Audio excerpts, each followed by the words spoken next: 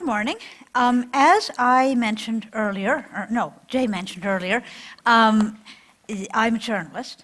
How I got involved with this, I wrote a faith and science column for an interdenominational Christian weekly in Canada, and I noticed a peculiar thing. I off and on looked into the intelligent design controversy, didn't think too much about it. Most scientists I knew were theistic evolutionists. I discovered a peculiar thing, which a journalist might note more easily than a scientist. The news funnel was inverted. That is, first I was hearing that intelligent design was dead about every 6 months. That was in about 2001. By about 2003, it was dead every 3 weeks. By the time my book came out in 2004, it was dead every week. The cockroaches at the nearby apartment building should be so lucky. Okay, now when they're dead, they're dead. So now the odd thing is that very few journalists wanted to touch it. And the few that did were soon forced to flee. As the veteran of 20,000 atheists visiting my blog, and many of them getting hold of my personal email box and emailing abuse, I understand. But I'm a freelancer. If people don't hire me, so what? These were people who were prominent, had good positions, they didn't want to risk them. I understand that. Okay, now, let's get on with the Catholic Church. I'm a Catholic, by the way. I used to be an Anglican, but stuff happened. If you heard what John Shelby Spong had to say, you'll understand what sort of stuff it was. Okay. Finally, I said, I want to go somewhere where people know what they believe from one decade to the next. Okay, I wasn't disappointed in that. All right, now, what about the Catholic Church? In reality, and remember, we're talking about an institution that's 2,000 years old, probably the oldest institution as such in history. The Church has always rejected Darwinism's principal doctrines, as ably set out by John and Casey and Jay, who spoke earlier, and for good reason. If you really believe Darwinism, you may as well pack it in as a Christian, and it didn't take me long to figure that out. The problem with Darwinism is that it is a cultural mood. It's not really a theory in science. If you look at the actual science literature, what's available to show Darwinism is negligible, piddling. The major claims are not met. Increasingly, the science papers that, the publicity for the science papers that drift through my mailbox are more and more nonsensical, ever more frantic efforts to explain how human compassion, for example, is really a selfish thing. No, really, because evolution always really means Darwinism in American terms. The writer of the paper and of the article advertising the paper need to explain it in Darwinian terms, as Giberson did, one of the theologians mentioned here. It's really that you were selected for selfishness. Now then, how on earth you ever knew about compassion, I don't know. Okay, I was genetically selected for blue eyes. I know there are brown eyes because I've observed them, but I can't do it. Okay, so, because that's real genetic selection, not the nonsense Giberson and the others are talking about. Okay, the Church has always rejected it, so I'm not going to spend a lot of time on Catholic theology. Thomas Aquinas would have thrown a book at the thing, and I don't mean in friendship. Okay, now, in truth, this is an old story, and one of the previous speakers cited Gnosticism. And it was played out 100 years ago when key Catholic thinkers took on Darwinism. Now, the constellation was a little bit different in those days. I wonder if this will work. Here's how it was back then. That was the modern period. You've probably heard the term postmodern somewhere. Everywhere? Anywhere until you're sick of it? Okay, fine. There is really a difference. The modernists believed there was such a thing as truth, and the truth was materialism. The postmodernist thinks there isn't enough meaning in life for truth to be meaningful. But Darwinism does explain this because, as Steve Pinker, a strong Darwinist, puts it, he's a psychologist at Harvard, he says, "Your brain was shaped for fitness, not for truth." In other words, and I've heard this said, I can't exactly give you the quote right now, but I could find it somewhere in the appalling mess at home. You were programmed by Darwinism to find Darwinism difficult to believe. So you see, there doesn't need to be any meaning. It's just how you believe that explains, it's Darwinism that explains why you object, how you believe is understood in those lines. Now, I think the older Catholic writers were not dealing with that, because it was often urged as an objection. But today it isn't a realistic objection, because it's assuming precisely what the Darwinist denies, that there's meaning. You can't have contradiction without meaning. So we need to get that clear, that we're dealing in a different environment. So I'm going to talk to you briefly about how the older Catholic anti-Darwinists were different. They were famous writers. Try and picture if really important American writers were writing against Darwinism. J.K. Rowling's denouncing it in an interview, for example. Chesterton was famous, Belloc was famous, Mivart became famous, but for reasons we'll discuss. Anyway, so that's the difference. They were dealing in the modernist world, and they largely relied on rational argument to make nonsense of it all. And to the extent that it worked. But remember, the whole culture was involved in a cultural shift in which, to the vast majority of your largely uneducated, and I don't mean don't have a degree, I mean quite the opposite, okay? If they went to a typical university and swallowed a whole lot of what they would hear in the humanities, they're largely uneducated. The guy who operates the crane on the top of a building near me might actually be more educated in certain ways. All right, so only a hack with fairly little education would say this, but I'm going to say it anyhow. In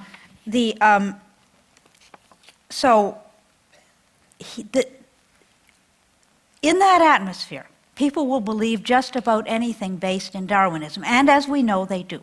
And increasingly, it's become a power in the land, in government, in education, in everything that matters. Okay, well, we have to live where we are. Now, G.K. Chesterton. I don't know how many of you have read his work, but you would greatly enjoy it. He was a 400-pound Englishman who made a living by writing, a devout Catholic, after a brief foray into atheism that I presume many, many young people go through. Here's one of the points he made, just to give you a flavor and to encourage you to read some of his books, like Everlasting Man and Orthodoxy. They're old, but they'll sound like they were written yesterday. Promise. He said, one thing Darwinists do is they talk about old Stone Age man as if we knew anything about him. We don't. One thing he didn't do was write things down. How do we know that Julius Caesar existed? Documents, monuments, stuff that survived. A few stones and bones, that wouldn't prove anything. There could have been a big battle there, but who knew? Anyway, also, they tend to go visit technologically less developed peoples in the world, study them and say, there, that's what old Stone Age man was like. Well, excuse me. That's like going to rural southern China and going away and saying, there, that's what Canadians are like. Makes about as much sense. I mean, or better yet, rural Stone Age China people in 2,000 years ago are what Canadians are like in 2010. It doesn't make any sense. Okay, but because it was Darwinism, people were beginning to accept and listen. And now they just swallow it wholesale, to the point where there's been huge frauds in the area of anthropology. don't have time to talk about that now, but flag me down later if you like. All right. Modern groups may not, in fact, be constantly technologically less developed. They may, in fact, be the survivors of a technologically developed society that collapsed. During certain periods of history, technological development doesn't pay. If bandits and pirates are constantly going to be attacking you, it's better to be poor and have nothing. And then they don't bother you much. I mean, not as much anyway, as if they thought you were rich and cultured and they could take it. Okay, he also made a lot of fun of what we now call evolutionary psychology. It's easy to make fun of. What's not so easy to deal with is the huge numbers of your neighbors who actually believe it. The British paper, The Guardian, a very famous paper, now has an evolutionary agony aunt. That's Brit for sob sister. And when people write to her about their angst, like his girlfriend's running around with every cat in town, she writes back to explain, well, gorillas do it. Oh, great. That's all the guy needs, right? So, no, I am not making this up. I'll give you the website address. Okay. Now, point is, the person is given the impression he's learned something and he's learned nothing. Who cares whether gorillas do it or not? He wants to know, what should I do now? All right. Now, Hilaire Belloc, an English writer born in France, hence his name, a friend of Chesterton, he likewise tried to stem the growing tide of popular Darwin nonsense, which at its worst became embedded in fascisms of various kinds, left and right, in the Western world. At its best, it was mostly nonsense. But significant nonsense if it changes people's moral perceptions. Belloc's writing also very interesting. It's tragic really reading it because he got so much right but key things wrong. He thought he would see a revival of the Catholic Church and other churches in his lifetime. It didn't happen.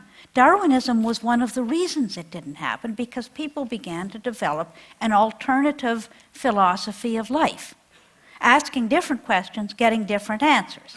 Instead of, why doesn't God want me to divorce my aging wife from my luscious secretary? It was, well, if gorillas do it, you see, that was the different philosophy of life. And Darwinism didn't die, as Belloc thought it would, because it couldn't. It couldn't because Darwinism does not actually require evidence any more than astrology does. The Guardian has an agony aunt. They probably also have an astrology column.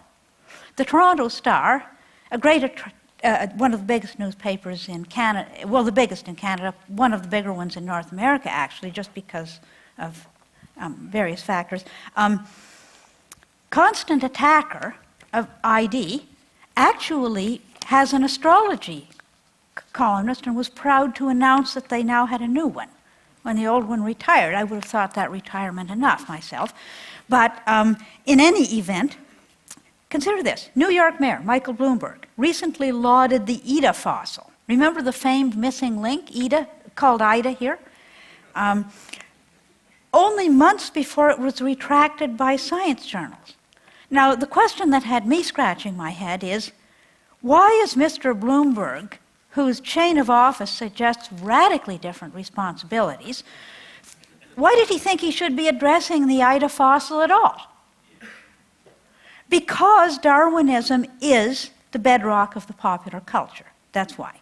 That's why he was addressing it. Otherwise, he would have just said, well, isn't that something for scientists to fight over? So, Belloc grossly underestimated the power of publicly funded beliefs hatched by tenured professors at universities, fronted in Sunday paper features and documentaries, and litigated by pressure groups. None of the older Catholic authors understood how important that would become in the lives of a vast mass of people, some of whom are Christians attempting to make an accommodation with it. I mean, what is theistic evolution after all? A way of baptizing a fundamentally unchristian belief. I don't know how a Jew might express it, except they might say like offering at a bar mitzvah or a bas mitzvah. I mean, I don't know, but I'm just saying that's what it is, and you can't do it, really, but you can pretend to do it, and that's often enough. All right, now let's say a word about Mivart, St. George Jackson Mivart. He was a zoologist who at one time was one of the elite who was in Darwin's circle, but got kicked out because he was too much of a Catholic. Okay, there was stuff he just couldn't swallow. He placed limits on natural selection, which is absolutely verboten. You do not place limits on natural selection, because once you do that, of course, there are other factors. And as we all know, nobody's looking for any other factors.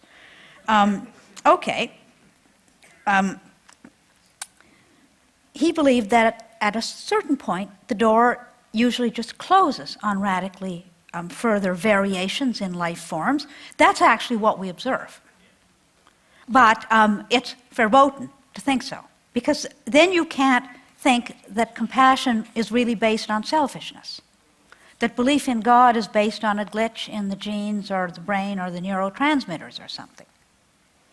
I mean, if you can't believe that, and that's the money shot. That's the money shot for Darwinism. If I didn't learn anything else in the 10 years I've been covering this controversy, I sure learned that. Once you've got that, you can do anything with a society, because all bedrock traditional beliefs that a theistic society would have, or an Eastern society based on the idea of a cosmic mind, they don't matter, because Darwinism can explain how those people came to have those irrational beliefs. Okay, now, how did Mivart get into trouble with the church as well as Darwin? Lord knows it wasn't easy. By the way, Darwin was very worried about Mivart and is said to have kept a close eye on what he was doing. Not surprisingly, because Mivart was essentially selling what was not Darwinism, but was good science. Well, Mivart dabbled in theology. I don't think a scientist should dabble in theology if he isn't willing to study it in some depth, but that's... Anyway, he got in trouble because he had problems with the doctrine of hell. Now, I would have said stay well clear of it. But the upshot is he ended up getting excommunicated for claiming there could be happiness in hell. Again, I don't know what was in his mind, but here's the interesting part. He died shortly afterward. I don't think because of that. He had diabetes at a time when there were no really good treatments for diabetes. In fact, it's believed that, why can't I think of his name?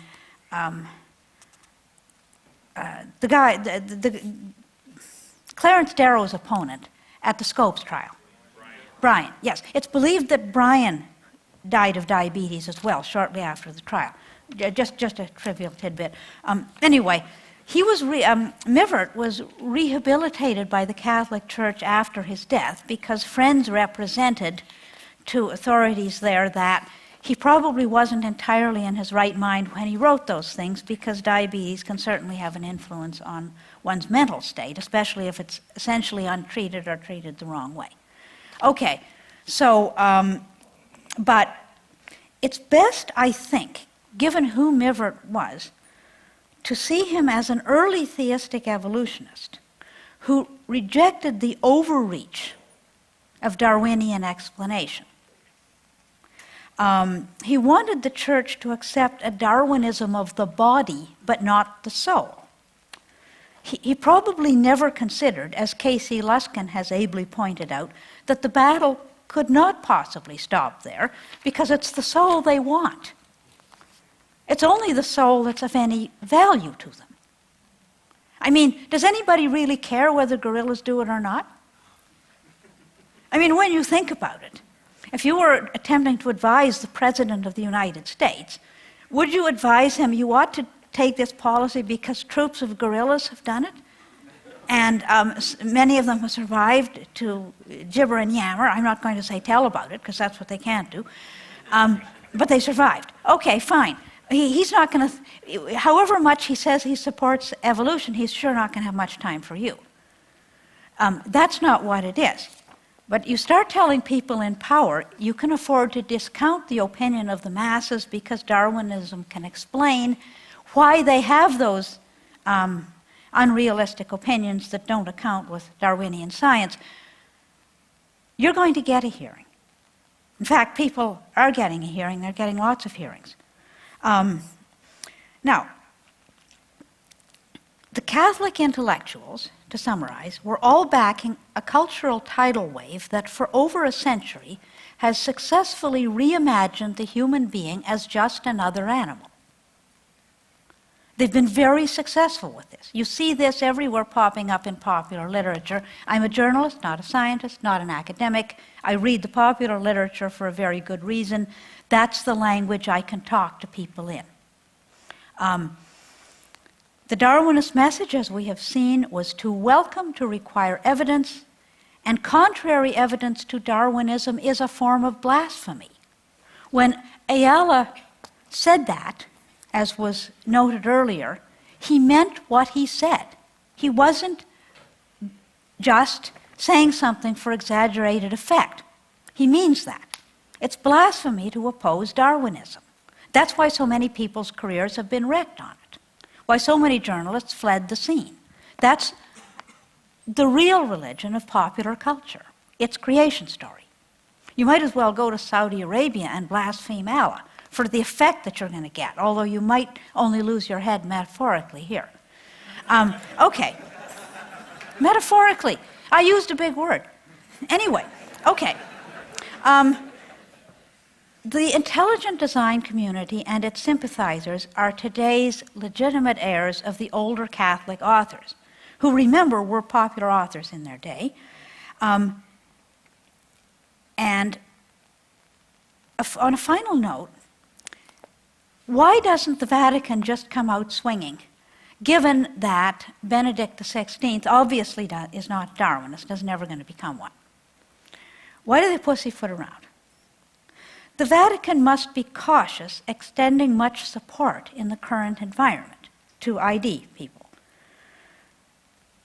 That's partly because they expect you to lose, the way the older Catholic authors lost.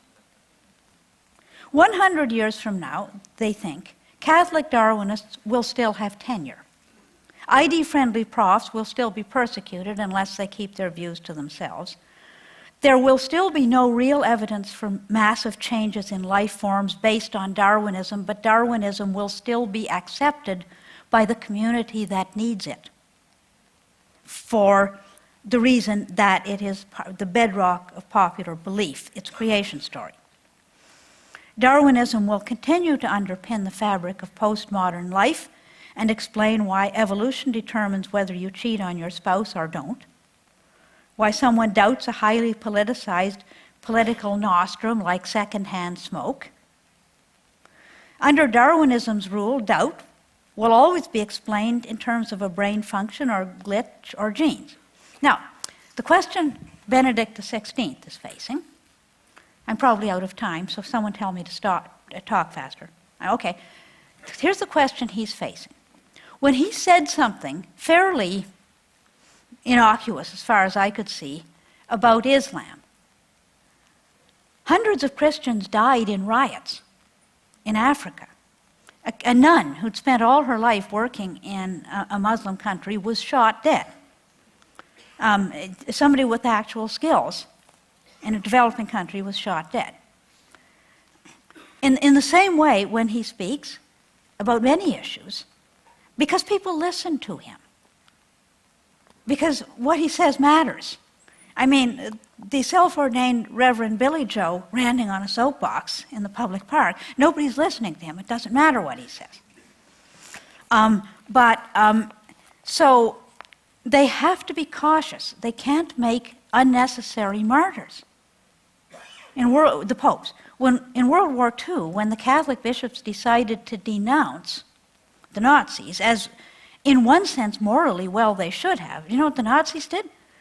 they rounded up all the Jews who had become Christians, whether actually or to protect themselves, and sent them to the camps. That was what the Nazis really thought about the Catholic Church, which is the same thing as the new atheists really think about theistic evolutionists. Okay? When you force them, they'll make clear what they really think. Blessed Edith Stein, a Catholic held in great repute, was one of the executed at that time. The convent had hidden her in the Netherlands. It didn't work. Okay, it didn't work because the bishops taught. I'm not saying they shouldn't have. After prayer and fasting, they made a decision. But the Pope faces this every time he speaks about anything that's controversial. So you have to understand that part of the lay of the land. I'm not trying to make this easy. It's not easy. It cost me everything in terms of my career, many, many relationships. But you're a hack. I mean, I'm a hack. I either go after the story or I don't. If I did, I take what comes. If I don't, it's somebody else's story. Okay? It's that simple. Now, to also keep this in mind. Today, any mediocrity can be a Darwinist. In fact, any yahoo can be a Darwinist. You should see some of the abuse I get. If it weren't a Darwinist saying it to a person who doubts Darwinism, the guy would be raked over the coals for obscene anti-woman hatred. But no, when he's a Darwinist, he's protected. He can even be a yahoo. All right. One can believe and propagate anything at all, as far as I can see, if a Darwinian explanation can somehow be constructed. An atheist neuroscientist tested this once by coming up with a completely stupid Darwinian explanation for why gentlemen prefer blondes. And it was published in a journal. Because nobody could have told the difference between nonsense and Darwinism. I'm telling you, I can't. And I've become pretty good right now at spotting scams and spoofs. You have to be if you're on the internet. Okay, in conclusion, I think your main risk is being overwhelmed and drowned out and tired out rather than confuted. Darwinism is now a sea of nonsense and contradiction, and fighting the sea is not a day's work. For the ID community, as for the Dutch in World War II, it was a long-term strategy, successes, failures. You keep going, you might win. You don't. Anyway, thank you for listening, and I hope this has been a help. Biola University offers a variety of biblically centered degree programs, ranging from business to ministry to the arts and sciences. Visit biola.edu to find out how Biola could make a difference in your life.